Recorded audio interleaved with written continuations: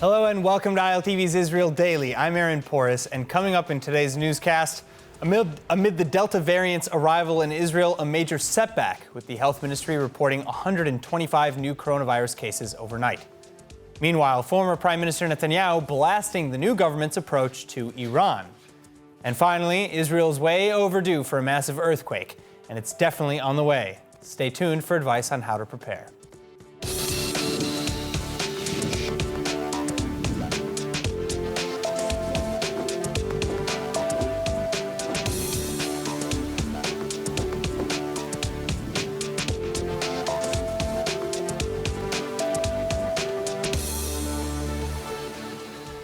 A serious and terribly unfortunate feeling of déjà vu in Israel, the health ministry returning to its daily coronavirus infection alerts, reporting the highest number of cases in nearly 2 months.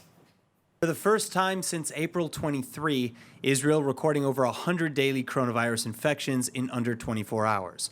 125 new cases to be exact, bringing the total number of active cases in the country to roughly 400, and the infection rate to 0.3%. Over 50 patients, meanwhile, are hospitalized, 25 of whom are in serious condition. The Benyamina area in central Israel, meanwhile, declared a yellow zone with respect to the health ministry's traffic light system, and many private businesses, schools, and workspaces across the country responding to the new outbreaks by taking initiative and reinstating mask mandates of their own. This just days after the national mandate was lifted. The recent infections following a perfect storm of criteria, though. Several schools now reporting outbreaks often traced back to individuals who were infected while abroad.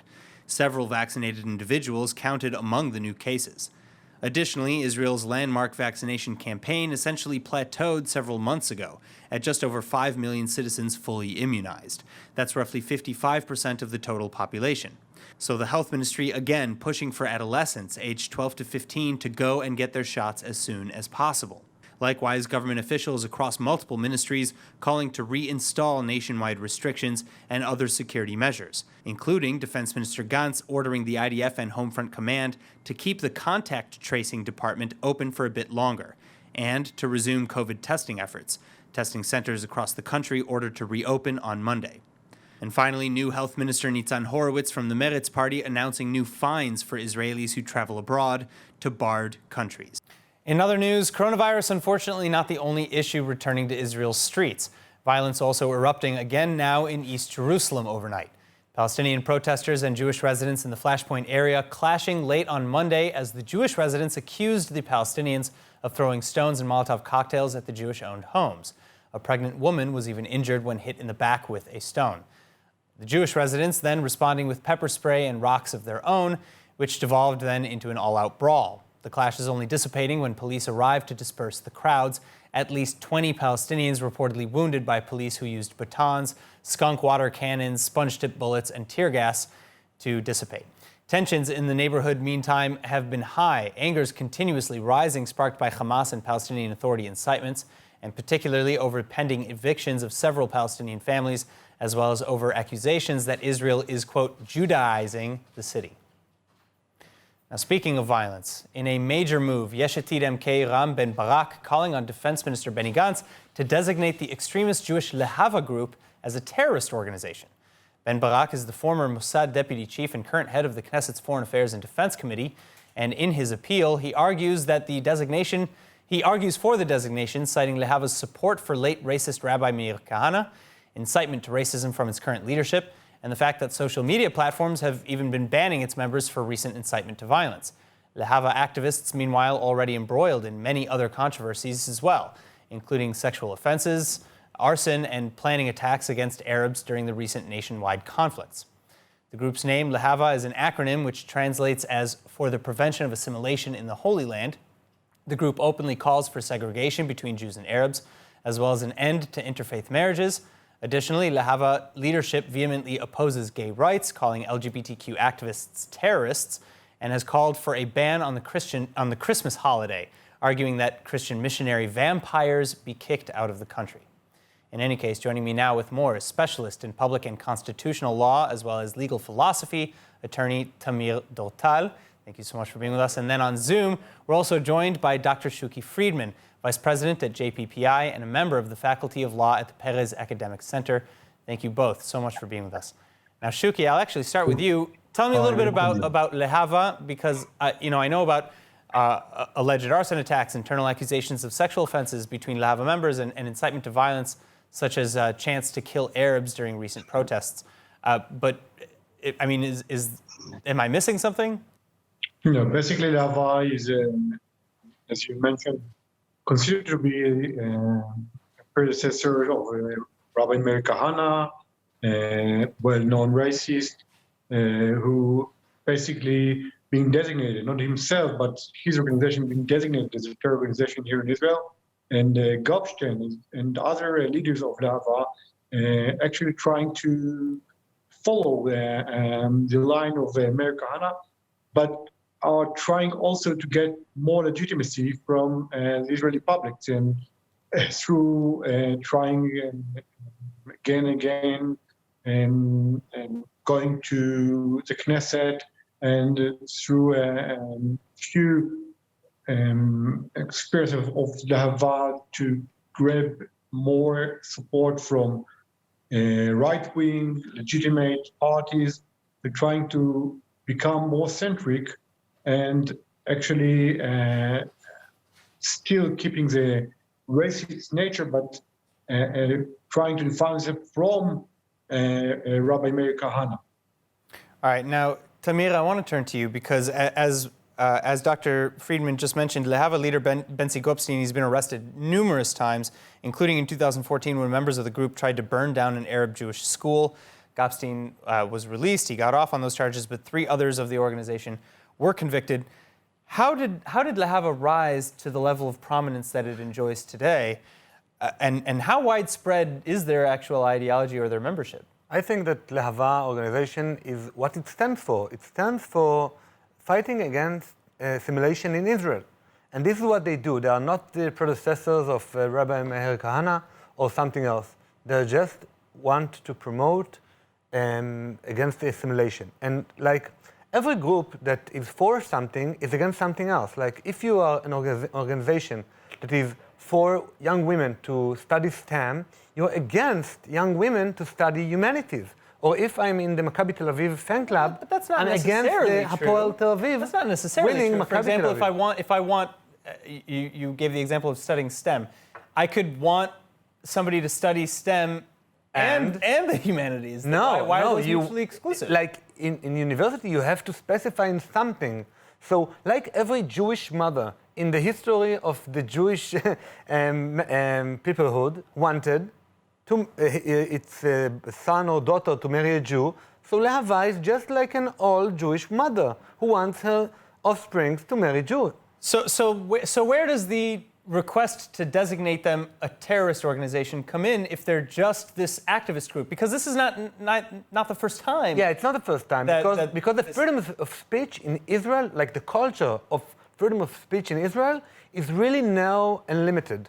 Like in the United States, we know that the freedom of speech is one of the amendments, and it's really broadly specified. And you can say whatever you want unless it's like just before the riots. But in Israel, many people try to use this 144 in the Penal Code of Israel in order to prevent groups that I don't like, so they will be lawful. So, Dr. Friedman, back to you. Do you agree or disagree with Lehava being designated a terrorist organization, and where do you draw the line to make that distinction? Sounds like they're making apple pies and for Jewish fathers. If the only concern was rejecting interfaith marriage, we wouldn't see them marching with flags through the recent weeks to Ras El Amud, confronting Israeli Arabs, through the streets of the mixed cities here in Israel, demonstrating with violence through the recent operation in Gaza, through 2 weeks of operation. And as you can see in the pictures now, actually they are the most far right group in Israel today, distributing racism, distributing illegitimate racist ideology, which definitely have nothing to do with freedom of speech. There is a huge range for freedom of speech here in Israel, but it's denied of racist speech, which is unlegitimized by the penal laws. So if Lehava would only focus on bringing out from our villages poor Israeli girls, poor Jewish girls, we wouldn't see them on the street, we wouldn't see them clashing with Palestinians and with the police openly, and wouldn't see them involved in trying to burn up, as you mentioned, schools of Palestinian girls in East Jerusalem, etc. So basically, there are, through 20 years already, maybe something like that, constantly involved in the most, I think, extreme activity against Arabs and Palestinians here in Israel, and therefore there is a base for the call of Rami Barak for designating them as a terror organization. All right, so just to bounce off of what Dr. Friedman mentioned, even really just recently after the latest protests and riots and such in East Jerusalem, nearly a dozen members of Lehava were arrested for attempting to plan. Actually, they aren't members of Lehava. You know, I can take the Maccabi Tel Aviv flag and go to Silwan or Ras Al Amud, and then maybe someone will say Maccabi Tel Aviv is anti-terror or for terror, but they aren't members of Lehava. Maybe some people, the supporters of Lehava, maybe those who maybe identify with the but organization. The facts are that Benzi Gupshin was never convicted of anything concerning terror or violence, and that's it. All right, well, it'll be very interesting to see if the organization gets that designation. In the meantime, thank you so much, Tamir Dortal and Shuki Friedman, for joining us. Thank you. My pleasure. Thank you very much. Moving on, the new coalition again trying to make some progress on the family reunification bill, and specifically on the part that blocks the automatic granting of citizenship to Palestinians who marry Israelis. But this part of the bill, which has to be annually renewed, failed to get enough support to pass again. And the coalition, meeting overnight, likewise failing to make any compromises that are acceptable to all the parties in the bloc. Center and right-wing parties in the coalition, including Defense Minister Gantz's Blue and White, meantime supporting the bill as a matter of national security. The bill passing in 2003 on the grounds that it prevents terrorists from potentially abusing the system. And New Hope Party leader Gideon Sa'ar likewise calling for opposition parties to put the country first and to help pass the bill. Opposition parties, led by former Prime Minister Netanyahu, however, are refusing to help in hopes of embarrassing the new government. So for now, the vote on the bill's renewal has been postponed, despite the current measure being set to expire July 6th. Back to Iran now, the old Israeli Guard blasting the new administration for its allegedly toothless approach in dealing with Washington's policy on Iran. And especially now following the election of Ebrahim Raisi, aka the hangman of Tehran, to be Iran's president-elect. Hannah Rifkin with the story. Israeli officials across the spectrum in unison still damning the JCPOA Iranian nuclear deal as a dangerous agreement for the world. IDF Chief of Staff Lieutenant General Aviv Kochavi, for one, just finishing his first official visit to the U.S., and while there, he argued that, quote, all other options should be exhausted to prevent Tehran from acquiring nuclear military capabilities. Not all Israeli officials are on the exact same page, though. Former Prime Minister and now opposition leader Benjamin Netanyahu accusing Foreign Minister Yair Lapid of endangering Israel. This after Lapid reportedly promised to maintain regular open channels of communication with Washington, to work out any disagreements behind closed doors, and to refrain from any, quote, surprises. Netanyahu, for his part, saying that with such a policy, quote, the new Israeli government will have no choice but to coordinate with Washington, which is rushing to rejoin a dangerous deal and won't take military action. Mind you, there is no greater ally and no greater friend that Israel has like the United States. But when it comes to matters of our security, our very survival, I always reserve the right to act on our own without informing our American friends. There were times that I did tell them of impending actions. There were many other times that I didn't. And yet it took the Lapid-Bennett government 3 days to undermine this important and critical tenet in our national security. And that's why this government is so dangerous to our future. As for Iran, the Ayatollah regime and its new president-elect, Ebrahim Raisi, already putting major roadblocks in the way of any real progress in Vienna. Raisi, also known as the hangman of Tehran, saying on Monday that Iran's foreign policy will not be limited by the JCPOA. Nor will Iran sign a deal before the US and Europe lift all sanctions, and no changes to the deal will be respected or even entertained. Raisi specifically addressing American hopes to curb Iran's missile program and support for proxy terrorists. مسائل منطقه‌ای یا مسائل موشکی قابل مذاکره نیست. Now, Israel recently hit with a number of tragedies, most notably the entirely preventable tragedy at Mount Meron on Lag BaOmer last April, where 45 people were crushed to death. But what if I told you that the next tragedy is right around the corner? In fact, it's been waiting to strike for decades, and it could hit at any moment. And worst of all, the Israeli government is giving us the worst possible advice on how to deal with it. Well, it's true, and the coming disaster, which will come, make no mistake, is a massive earthquake slated to hit the region around the Jordan Rift Valley, i.e. Israel, Jordan, Lebanon, Syria, and more. So what should you do? Well, joining me with the answers is certified emergency response specialist Moshe Chertoff. Moshe, thank you so much for being with us. Now, first, I have to make it very clear that the information we are about to present and discuss must not be used as official instruction because it goes against Israel's directions, official directions, and could actually potentially land you in trouble if you follow them. Why is that, Moshe?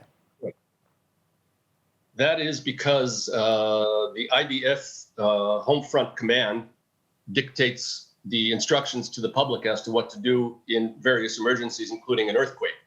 And if anyone gives instruction otherwise, then it could cancel your protection in your insurance. And that person also could be held responsible should anything happen physically to anyone who's affected. So unofficially, what used to be the case, what used to be the official line has been changed a few years ago. And from what back then, we would say drop, cover, hold, very simple. And after the shaking is over, then get outside of the building to a safe area away from trees, power lines, etc. But that change is a dangerous change. I'm from Los Angeles. I've been through a 6.7 earthquake while I was asleep one day. And after I came on Aliyah, there was a 7.1 at my parents' home. Lots of damage. Houses in the area were totally destroyed. And in November of 2013, the National Emergency Authority of Israel warned that a major earthquake in Israel would cause some 7,000 deaths and 8,600 seriously injured, making 170,000 people homeless. And that damage could run up to 200 billion shekels in terms of the money. Obviously, the damage to life is much greater. But what I'm trying to do and have been trying to do for a few years now is not to prevent homeless, but rather to cut the deaths and the injured by thousands, possibly. It's possible. I've, in the framework of my training to people, up until the change was made, I trained on drop, cover, hold. It was a very simple thing to remember. It's what almost all of the countries in the Ring of Fire around the Pacific Ocean, where they have the most earthquakes and heavy earthquakes and ongoing almost every day. This is what they exercise annually in California. There's last year, there were some 6 million people who took part in the exercise, and they exercised this all over the world. In Israel, we decided to change it. So I came to the Minister of Internal Security and made an appeal. I said, this doesn't sound right. Everybody else is doing it this way. He said, well, our experts have determined that because of the large number of substandard buildings in Israel, this is the safest way to go. So I asked people in the state around the Ring of Fire, and I got an answer from the state of Washington, person in charge of public safety, and they said, even if a building is bound to collapse, we still say drop, cover, hold is the safest way. So before we go on and discuss drop, cover, hold, and all of the advice that you do have for us, I want to really focus on what Israel is telling people to do, and specifically address what makes that instruction potentially so dangerous. So again, what is it that Israel is advocating? And I believe we have a graphic that we can throw up on screen. Right. They're saying, number one, if you can exit the building, go to an open area. If you're in an office building or in a building where you're just too far from the exit, you don't have time for that. a major earthquake can take 20 to 40 seconds, not much longer than that. By the time you realize it is an earthquake and get up and try to get out, you will also be rushing with a lot of people. You could be crushed in the rush. If you can't do that, they say go to a bomb shelter, mamad in Hebrew. If you can't do that, they say then go to a stairwell and drop a level where you're going to get more protected by the concrete, reinforced concrete in the area. And then if none of those work, then drop, cover, hold. And I'm saying, let's cut to the chase. Anybody in a building which is standard should be remaining there. They shouldn't be going outside. And according to the state of Washington also, even if you're in a substandard building, drop, cover, hold is the safest way. I got really perplexed by this after 30 earthquakes hit the Sea of Galilee a few years ago within 2 weeks. And then I got myself invited to the Geophysical Institute of Israel, and they more or less agreed with everything I said. They said they don't have the funding to be able to do a proper campaign to instruct people. So I'm trying to bring it to the Knesset. I was invited back before the last elections were called in 2019. That is the first elections of this last cycle. I was supposed to speak at the committee, but it got knocked away. And so I'm hoping that we're going to get back in there and try to have a real investigation of why we are different than all other countries that have earthquakes on a constant basis. New Zealand had 6.5 a couple of days ago. Yeah, and they instruct drop, cover, hold. Well, and that really is what's most alarming. In Eilat, we had a 4-point earthquake just last week, just off the coast of Greece and Cyprus and Turkey. There was a 5-point earthquake over the weekend, I think last night actually. So it's very serious. It's very, yeah, it's not as scary, but it's still pretty bad. So what I want to ask you, we're supposed to get a 7.5 or higher. Is that what you said? Yeah, and I hope it doesn't happen while we're talking, but it could. It could happen 5 minutes after we're done. You can't be absolutely sure that it's not going to hit you in the middle of the night or while you're in an elevator, or if you're in the middle of a dental procedure and everything starts moving. You could be doing 120 on Route 6. It can happen in the middle of the next Mount Meron celebration or in the middle of the next word. We don't know how to predict it yet for more than 20 or 30 seconds. And it could be a catastrophe for the state of Israel, and could also put our security at risk, because if we have to deal with all of these issues in our urban centers, how are we going to deal with everything around us? It's not going to be a good situation. It's not going to be pretty. So again, I want to wrap this up with a recap on what to do and why, because as you mentioned, in speaking with experts from around the world, they're telling you that even if the building is practically condemned and will definitely fall during the earthquake, stay inside. Why? That's right. They say that the structure of the building is the best protection you have. Obviously, you shouldn't be sitting next to an external wall, but if you're somewhere away from an external wall, you should get down. Yeah, they say drop, meaning get down. Things that go flying aren't going to hit you. Cover, get under a sturdy table or anything that'll protect you from things that fall from the ceiling, and hold on to it, because it's not going to stand there when there's a 7.5. It's going to be moving. If you actually try to get up and run, you won't get more than 2 or 3 steps before you're going to fall or get hit by something. And that's where people get killed. A 5-year-old girl got killed 200 meters from my house in Los Angeles when I was there. And she got hit by a clock that went flying off the wall and hit her in the head. So if you're covered by dropping, covering, and holding, you have your best protection. But that's not what I am suggesting that people do right now. What I'm suggesting is that the government reconsider going back to that set of instructions. Wow. All right. Moshe Chertoff, thank you so much for your time and for sharing this really valuable insight. Thank you so much. My pleasure. Good to see you again. Bye-bye. Thank you. Good to see you too. All right, and now let's turn to the weather forecast with Chana Rifkin. Another stellar 24 hours ahead of us, with the lows tonight between 16 and 24 degrees Celsius, depending on the area. And then tomorrow, highs are expected to be in the upper 20s and 30s in Celsius. A bit more clouds, but still sunny in most areas. Now back to the studio with Aaron. And now before we go, let's take a look at what's going viral in Israel.